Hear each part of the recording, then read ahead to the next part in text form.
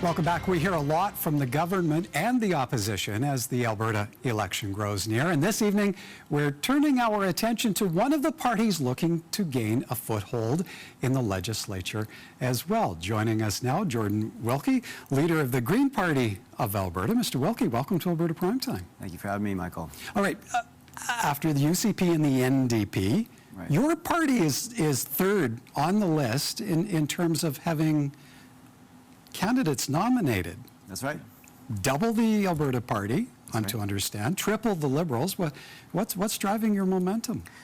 Yes, right now we have, I guess, as many candidates as the other ones of the smaller parties combined. And what's driving our momentum really is the fact that I think we're really speaking out to everyday Albertans, looking for authentic leadership. And I've spent the last 3 years as leader reforming the party so that we did matter more to Albertans and that our voice would be resonant of what really matters most. And that means that we need to deal with some of the systemic issues that are in our society, and we need to ensure that we have more representation beyond the two-party system, because right now I think a lot of people on the doors I'm talking to are extremely fed up of these oppositional two parties just going at it without listening to the people of Alberta. What's it going to take to field a full slate of 87 candidates? Do you fully anticipate doing that? That's a huge undertaking for a smaller party.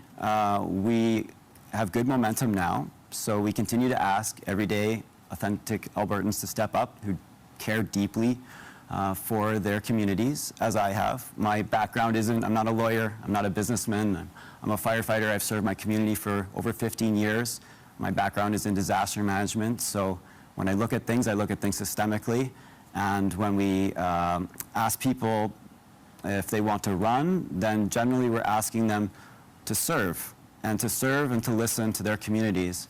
And we have an incredible slate so far, very diverse, from backgrounds to jobs to age.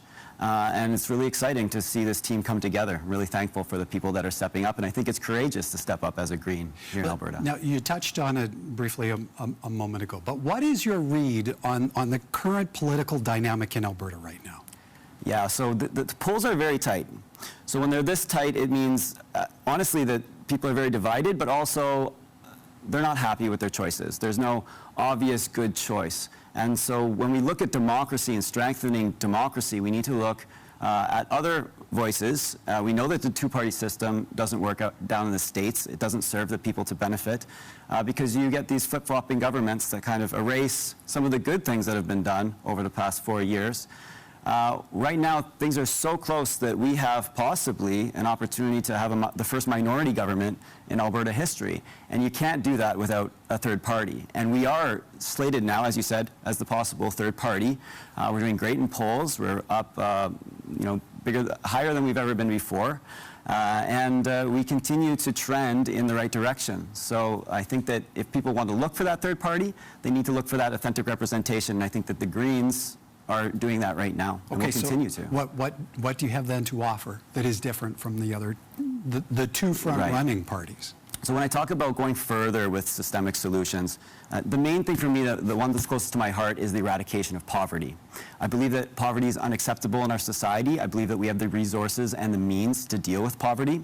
And I don't think it's being put in the right place. I think that we have to ensure that we bring people up together so that we have more connected communities. And by doing that, we need to be talking about things like basic income, big solutions for big problems. But unless we get over this reactionary Band-Aid solution way of dealing with politics, we're never going to get anywhere. And when you eradicate poverty, we have a savings of $9.5 billion every year because hospital beds are freeing up, crime rates are dropping, the lost opportunity costs of having people out on the street is immense.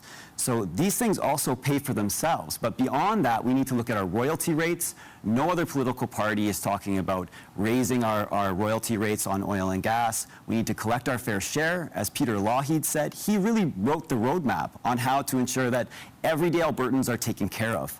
And so when we have corporate taxes, lowest in the country for large corporations. Again, we're not getting our fair share. And then people struggle. Our public system struggles, our healthcare system, our education, and our public transportation. So we need to be connecting Albertans. We need to be bringing them up together, and that means big solutions. We need to have housing first as a human right. We really need to implement ways to have affordable housing so that people don't become houseless on the street. And the last facts and figures that I saw regarding houselessness in Alberta is that it costs us about $100,000 to allow someone to be out on the street. Well, we need to house them, and that saves us money. It's not just good for us as community members or as humanitarians, but we should be furious as taxpayers to allow people to struggle on this level and for it to cost us this much money and a strain on our services. So we need to bring people up together. Okay, well, what I've not heard there is any mention really of environmental policy, which when you mention Green Party, you think that would be a priority, given what you said. How do you drive Green Party appeal in a province like Alberta?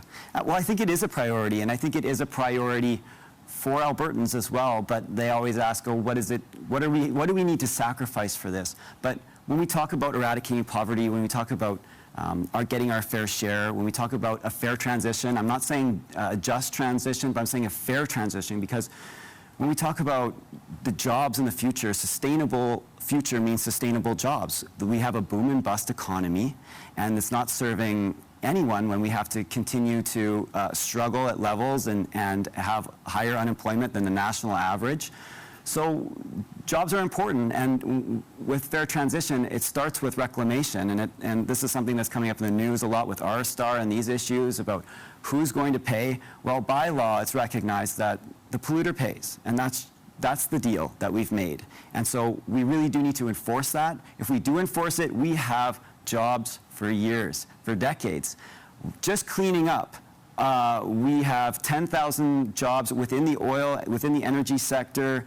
That would include, 25 years of a GDP growth for us. And that's not even talking about the oil sands, the tailing ponds, and the need for an all-hands-on-deck cleanup right now, supporting the Chippewan First Nation. And so when we talk about jobs, we're also talking about the environment. We're talking about, when the environment is really, it's integrated into everything. And I think that it's been our fault in the past as Greens to not really show what that integration means and how it all can come together. Yeah. We're almost out of time. Have to ask, do you have an expectation of participating in the leaders' debate? I think that it's imperative that the Greens are invited to the leaders' debate. I know that we had 4 parties in the last debate. As the third party with the third most nominated candidates, with a growing influence in our messaging that's resonating on the doorsteps, I think that it would be really undemocratic to not have other voices in the leadership debate. And I think that Albertans deserve more voice. I think they deserve more representation. And I think that the Green Party of Alberta it's their time to shine, and it would be an honor to be part of that, as it's been an honor to talk to you today. Well, and we'll have to leave it there for a time. Wonderful, Michael. Great to have you on. Thank you. Jordan.